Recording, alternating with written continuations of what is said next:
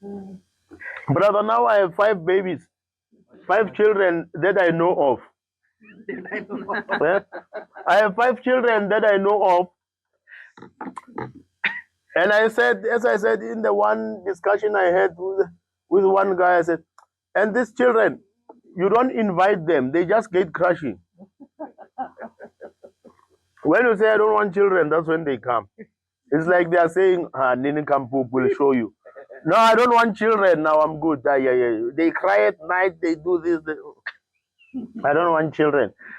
And then they will start coming again. Now I'll say, no, this one is not mine. I'll say it's Zakir. Or it's Tama. No, not me. Not me. This is the life. Guys, just when I don't want to eat, you bring food. We are not done yet, huh? Just when I don't want to eat, We have you bring food. watermelon, then we have tea, then after that we have another tea. And I heard that watermelon works like Viagra. Oh, they say so? Yeah. Nah, I don't believe. Great, No. Junaid Hilal. Yeah? This is his. No, I don't think so. Not watermelon. Tried and tested method. Junaid Hilal. No, I don't think so. I don't believe. I don't believe. You believe that one? Yeah, I believe it. Really? Yeah. Watermelon? No. No. For us, they will be saying nuts. You know, like your peanuts and, almond nuts. What about villages? Watermelons are there. Yeah. No, we have watermelon because for us, but now not much because I don't know. This is one thing I was even saying to my wife 2 days ago. I said, when we grew up in the rural villages, we used to have these pit toilets. When this one is full, then you go dig another place. You always move it. Yeah. And our land was very fertile. Very, very fertile. Nowadays, because, things changed, we're using different methods. Our land is not that fertile like before. Watermelon, you will only get it at, like the farms where they like specializing in it because they fertilize the soil with whatever. Yeah. Now, us, we don't have these things because now you have these switch plants, it's somewhere else. Our land is not that fertile. It's a problem.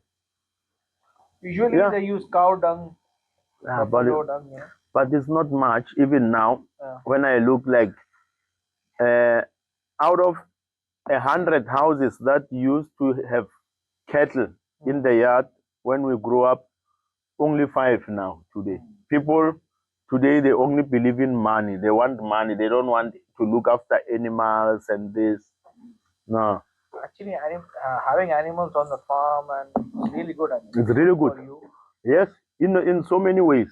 It makes you self-reliant also. In so many ways. Yeah. Animals and your vegetables and whatever, plants, fruit, everything. So you're not dependent on the government for everything. No. Yeah. Now everyone is government. We want this. Then government give them only little bit of money. Yeah. What you can do? Yeah. That little money, you just go to the shop. You only buy bread and Coca-Cola. Then it's finished. Yeah. Khadak, guys. But Khadak. Cheers. Cheers, guys. Cheers. Khadak. Khadak. No? First time I hear this word. Khadak. Khadak means hard. Hard. Hard. Oh. Strong, I say. Strong. Oh. Strong. Yeah. So. Yeah. So I was asking you when you saw your father at the graveyard. Yeah. No, at 3 or 4 in the morning. When I was taking a shower. Yes. Oh. What was he wearing? No, he was wearing normal clothing. His normal clothing. Yeah. His normal clothing. See anything, suspicious? Why he's here? No. He was just like me looking at you now. Nothing else. Okay. He was just normal. And this thing also happened again when my mother passed away. When my mother passed away, because she was at the hospital in Middelburg. I was there, and I just had my elder daughter. She was born like 2 weeks before my mother passed away or so. So I went there to check my mother. Then we took her to the hospital and spent about a week there.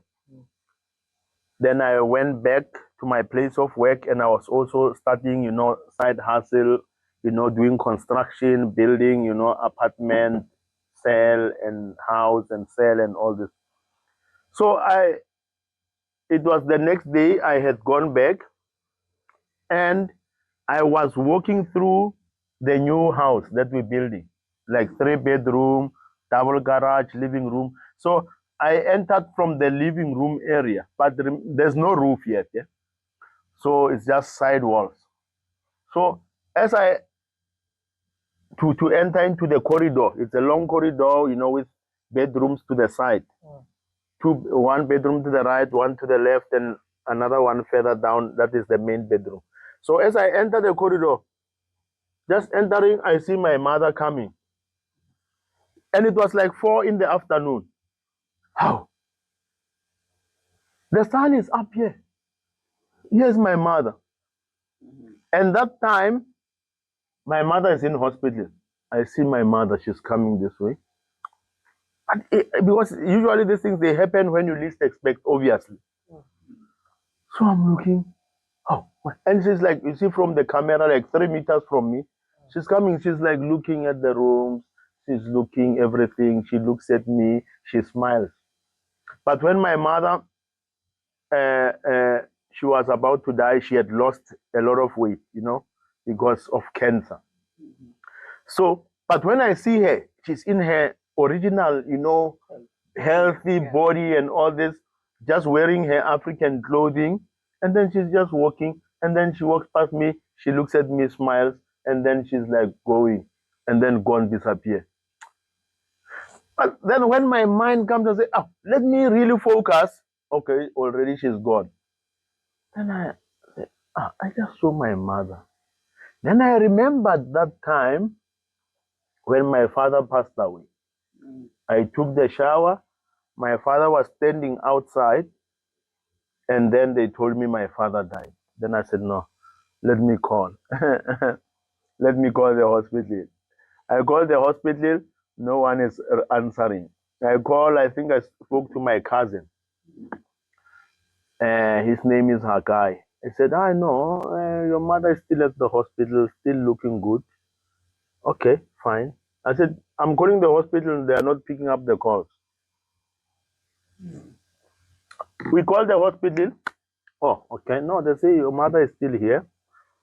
She's struggling a bit, but things will be fine. And then I remember that time I said to that nurse, I say, I'm going to pray to God. I will ask God to take my mother one time because she was struggling. I know she was struggling, too much pain.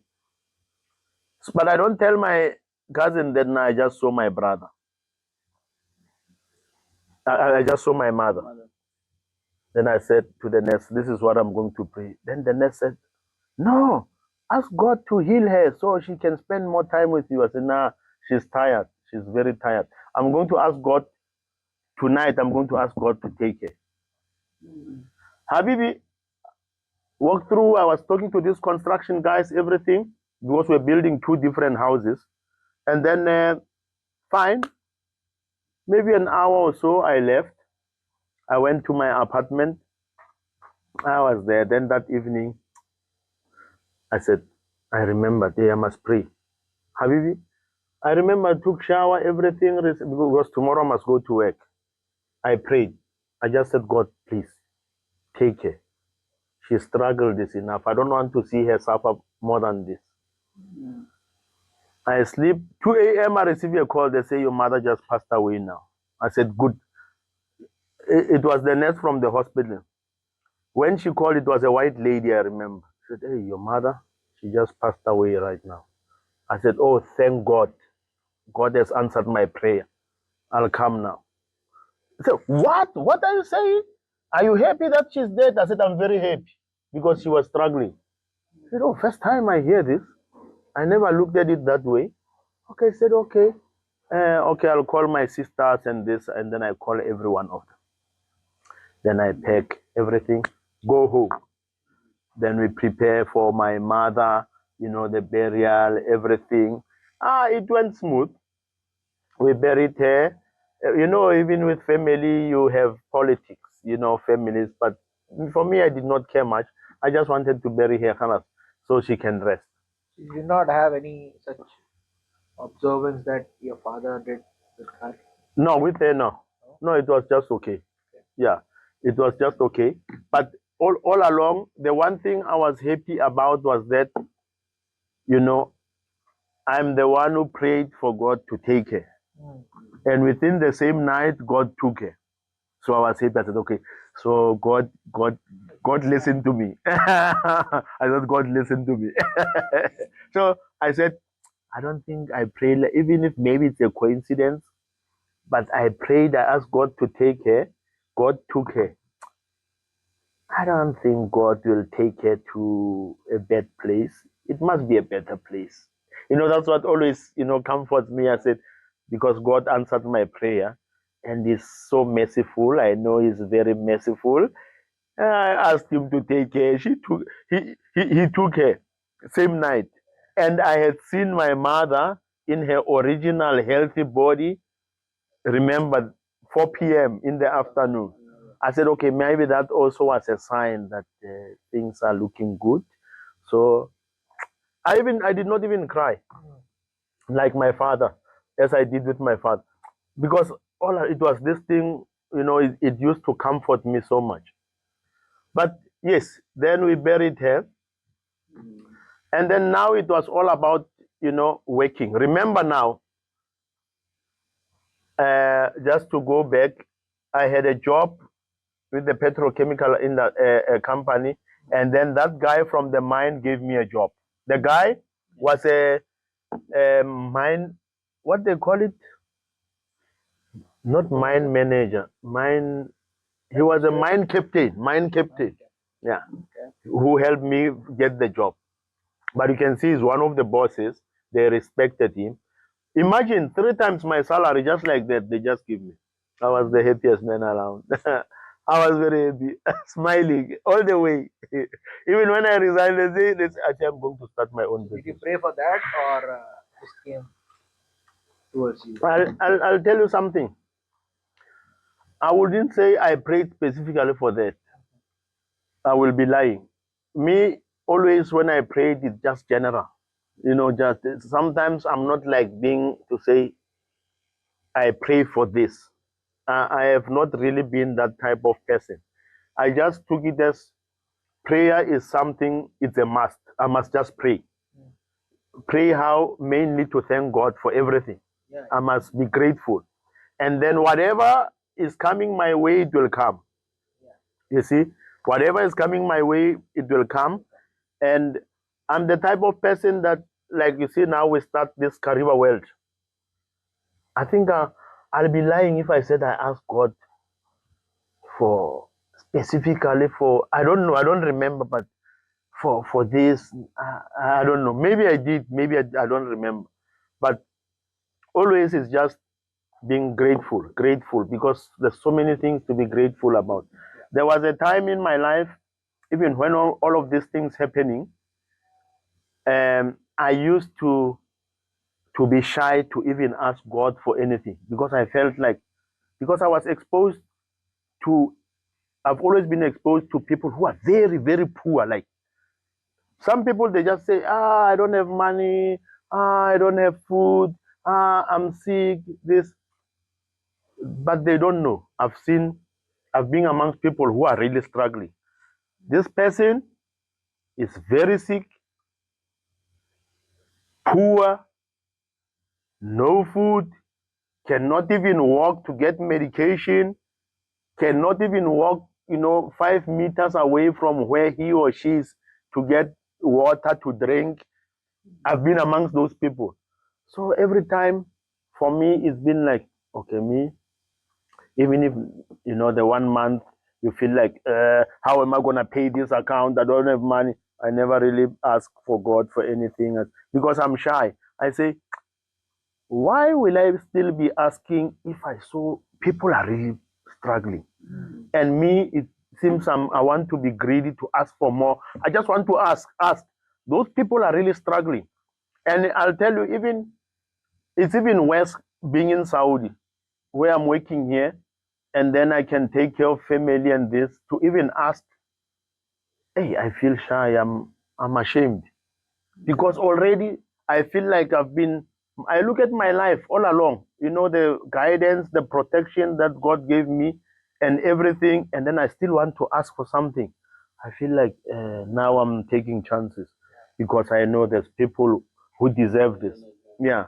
So there will be times when I just pray, I say, please God, just help those ones first. Don't help me yet. Help those ones first. For me, you already helped me. Please just help. If this was coming to me, just pass it to them. You know?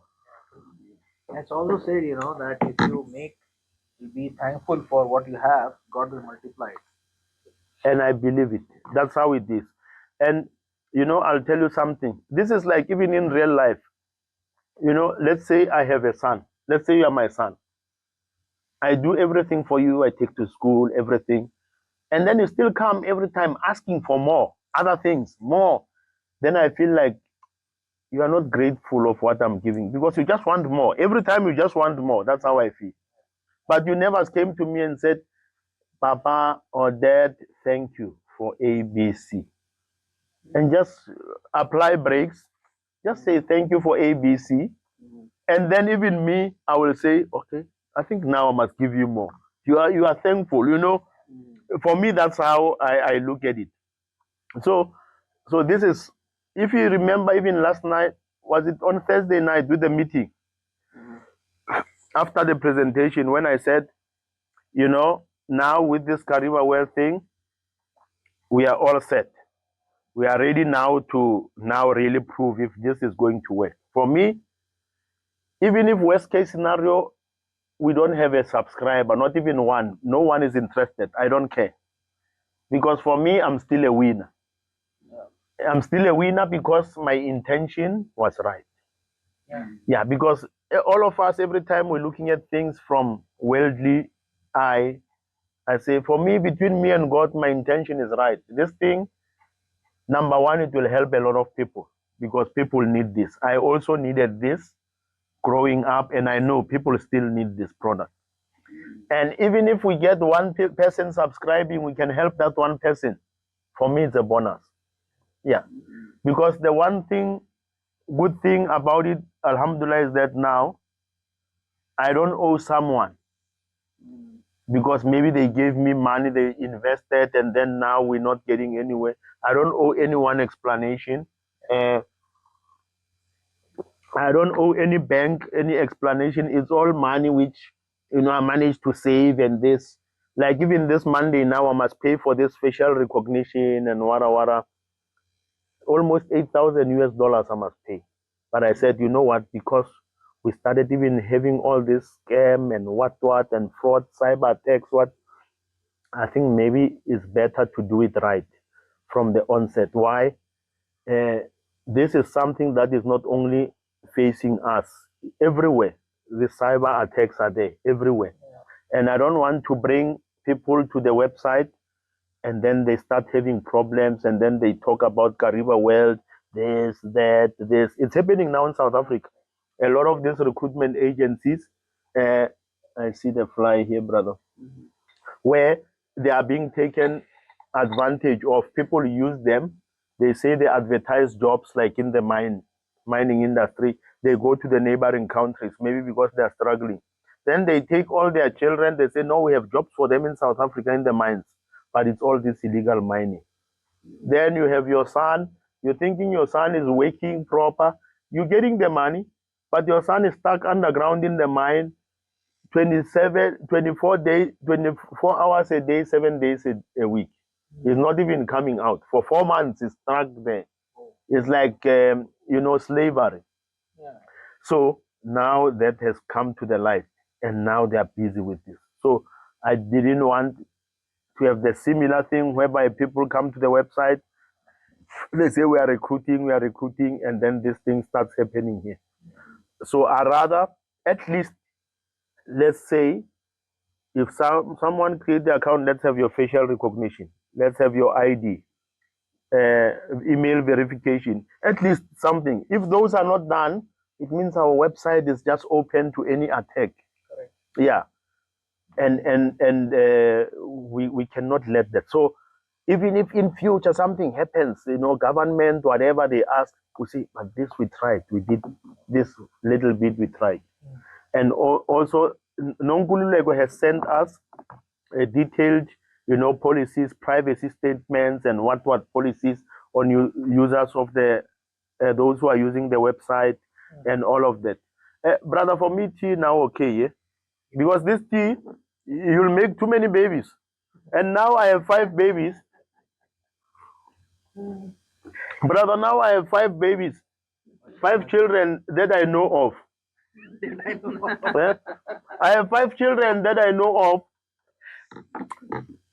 And I said, as I said in the one discussion I had with one guy, I said, and these children, you don't invite them, they just get crushing. When you say I don't want children, that's when they come. It's like they are saying, Nini Kampu will show you. No, I don't want children. Now I'm good. Yeah. They cry at night. They do this. I don't want children. And then they will start coming again. Now I'll say, no, this one is not mine. I'll say it's Zakir. Or it's Tama. No, not me. Not me.